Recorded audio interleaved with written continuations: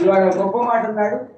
9 నెలల్లో తెలుగుదేశం పార్టీ స్థాపించి రాజ్యాన్ని కైవసం చేసుకున్న ఎన్టీ రామారావు 3 రోజుల్లో 15,000 మంది అడ్వకేట్లకు అధ్యక్షుడిగా ఉన్నటువంటి ఆవిడ 9 నెలలైతే మా నంద గారు 3 రోజుల వ్యవధిలో ఉభయ రాష్ట్రాలకు సంబంధించిన 15,000 మంది న్యాయవాదులు అధ్యక్షుడిగా ఎందుకు సంతోషంగా భావిస్తూ ఆనాడు ఎన్టీ రామారావు గొప్ప మాట ఉన్నాడు.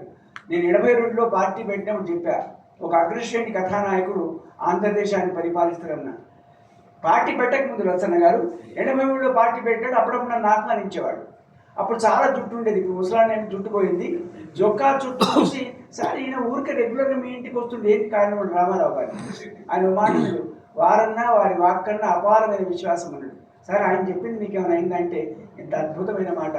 పలుకు బంగారమైంది, ప్రభుత్వం తెలుగుదేశం పరమైంది, దైవికుల వాక్యం సత్యమైందని ఆయన ఆ రకంగా ఆనాటి విషయం జ్ఞాపకం చేసిన పాండు 9 నెలల సంధి కాలంలో ఇందిరాగాంధీ లాంటి అగ్రశ్రేణి నాయకులను కూడా ఒడగొట్టి ఆంధ్రదేశాన్ని పాలించిన రామారావు గారు ఆవిడైతే 3 రోజుల వ్యవధిలో 15,000 మంది మేధావి వర్గానికి అధ్యక్షుడిగా ఎన్నుకోబడినటువంటి మా నందగారిని అభినందిస్తూ ఇవాళ నందగారి సూచన మేరకు లేడీస్ ఫస్ట్ పేర్లు కూడా వాడే ముందుంటారు. ఉమా మహేశ్వరు, సీతారాములు, రాధాపురు ఆడవాళ్ళ పేరు ముందు మన పేరు తర్వాత.